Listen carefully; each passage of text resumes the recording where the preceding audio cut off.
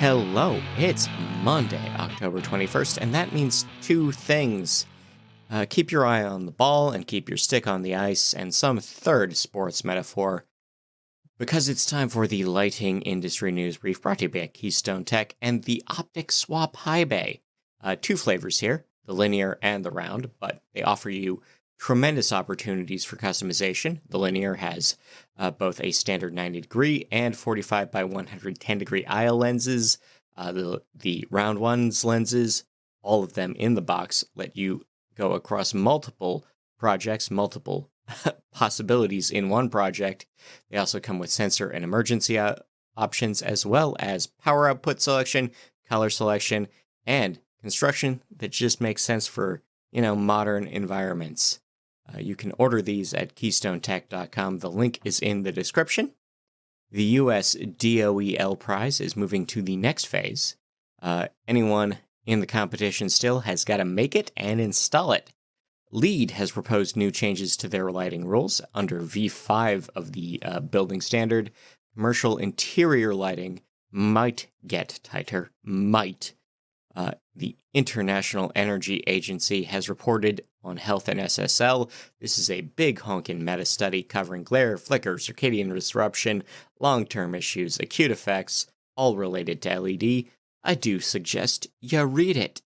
We have a recall on HomeWorks LED mirrors. 3 different model numbers run the risk of the glass detaching, which means that it'll probably break, might cut you, will cause 7 years of bad luck. CQC is accused, credibly, of falsifying data. They are a carbon credit developer that misrepresented data for LED lamps and electric stoves to earn carbon credits in their buildings. The NAED has launched a last-in, first-out coalition with a number of other agencies. This new advocacy group is hoping to maintain certain tax provisions as we go forward. Q3 at ABB shows revenues up 2%. Daylight saving time still doesn't affect energy use. The Franklin Institute confirming what we've known for decades. LAMP, a manufacturing company in Spain, has cut their emissions with new CO2 manufacturing practices. Wesco is now an icon-level supporter of the NAED.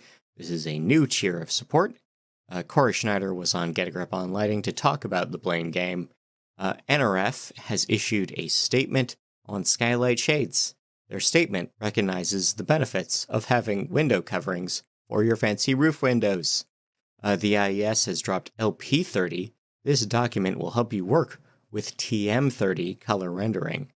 We have a new employee value proposition at VerSupply. This is a Deliat subsidiary celebrating an anniversary with some perks. Rockwell has donated $100,000 to Hurricane Helen recovery. Simons is now a digital lighthouse. This is new recognition for the WEF.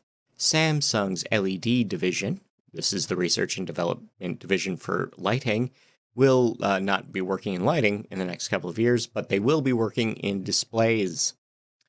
Went Electric is expanding with a new location in Marin County, California. Bega North America's products are American, as per the rules of the Buy American Act and the Buy American Build America Act. Thorlux is recycling paint to make a powder coating, so we have reclaimed bags of powder covering 60,000 luminaires so far. 80% of utilities are offering year-end rebates, so get in on that. In legal news, Seoul Semiconductor had a win in the EU courts, with injunctions going ahead across the continent. A proposal to dismiss charges in the BK employee stock case were not dismissed, so they'll just be going ahead to court. Nietzsche is filing a suit against Endrick over LED modules. Endrick makes headlights. This will go ahead. In events and webinars, ASHRAE is calling for abstracts for their Indoor Environment Quality Conference. Those are due on the 11th of November. The Dallas Market Center is holding a series of talks on nearshoring America, and we'll see how that goes. Skykes has partnered with Wayfair for new plug-and-play products and retrofit kits. Acuity is expanding into healthcare lighting. the Nightingale, will be offering controls to patients. The U.S. has launched a new National Spectrum Research and Development Plan. This will be a working group to manage bandwidth in the air.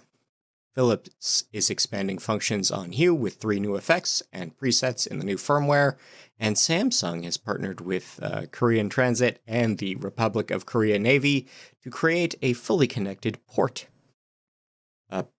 A shipping port, a port for boats, not just a port like connecting things. The other kind of port. Bruce Clark was on the Lighting Controls podcast to talk about what he does. He's back. This is his second time. He's great. In research and development, we have new simulations building better solar cells. Chalmers U has proposed a better perovskite. We have new lasers for architectural lighting, laser illuminated lighting instruments, patent pending, were first deployed on stage applications. We have a discussion of green and the future of white LED, which is to say that color-mixed LEDs, not just blue ones, might be the next big thing for lighting. The ESA has a team in Milan testing lighting for moon colonies. SiteMD has done surgery in the dark. This is a new procedure for cataract surgery that does not use conventional surgical lighting. And China has reached a new milestone in photonics. This is a new chip designed from Hubei that should match optoelectronics in tech from the US and EU. On the dark side of things, we have found that brighter nights and darker days will kill you due to a confluence of risk factors that already exist that could kill you. Chile will be limiting the spectra of lighting in certain areas by law. COVID-19 has been linked with sleep disorders. Poor sleep does lead to overeating. We have cone photoreceptors. Those are the ones that see color. Don't contribute to your circadian rhythm. Something we suspected, but now we know for sure. Light. The light of the full moon has been linked with roadkill events. LEDs are particularly harmful to shearwater fledglings. ALAN, anthropogenic light at night, does harm the reproduction of budgerigars, happy little tropical songbirds. Fort Myers' beach bar has returned with new turtle-safe lighting as part of hurricane recovery. Destin Fort Walton beaches hosted 1,550 successful turtle hatchlings this season, thanks to their lighting, and California is setting a new limit on sign brightness. Horticulturally, we have a DLC talk on LED in floriculture. We have vertical farms in need of energy use improvements. We have beets being able to beat diseases with UV lamps. We have new tech for LED seed germination. We have Highline Mushrooms partners with Christians, and Hippotainer is growing veggies in the Ukraine.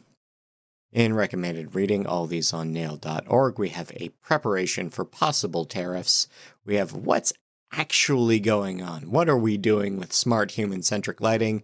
We have what we can do with AI for smart homes.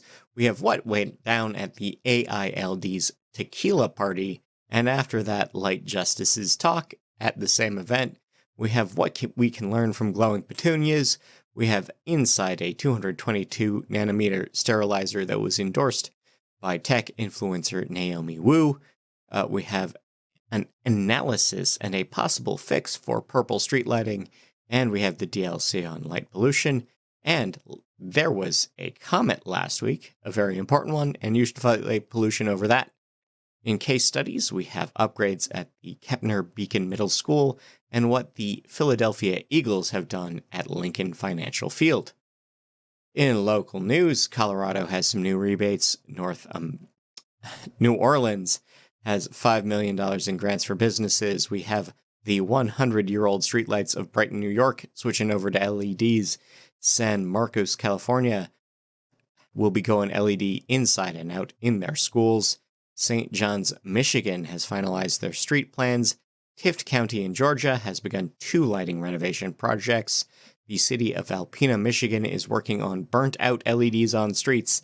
That's right, that time has come. The LEDs on the streets are burning out, folks.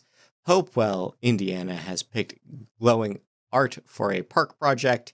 We have LA, California planning infrastructure work, including street lighting ahead of the Olympics and the FIFA World Cup. We have new retrofits in Watertown, New York at their courthouse and town hall. We have new funding being debated in Elyria, Ohio. We have new facade lighting going up at the Tennessee State Aquarium. The Las Vegas Sphere will move to the United Arab Emirates. And Nashville Fairgrounds is now adding glowing art. Internationally, we have new community funding for revamping a church in Wiltshire in the UK.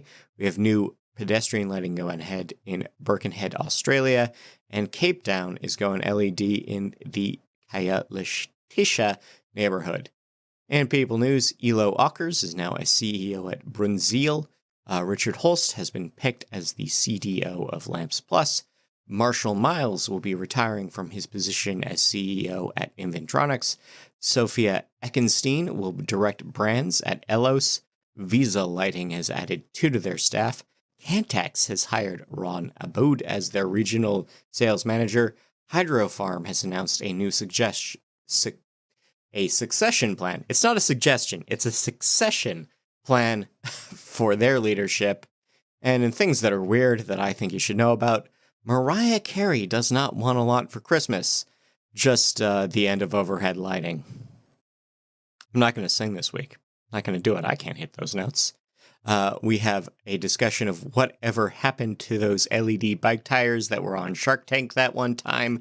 There are the glowing algae of Newport Beach is so regular now. There are now tours.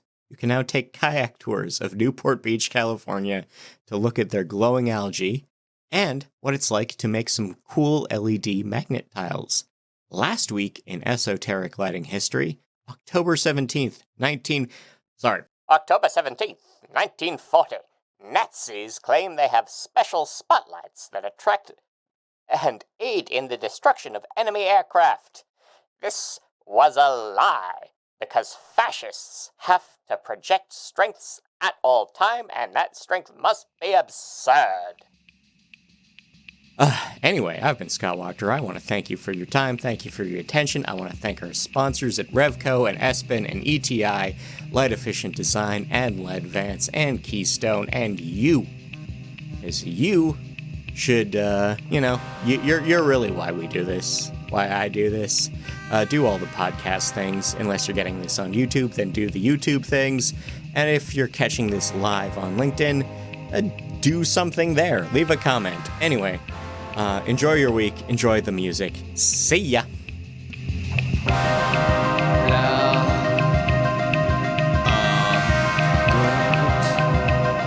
Under orange lights, drinks the elixir of Amsterdam. Can't stop the body.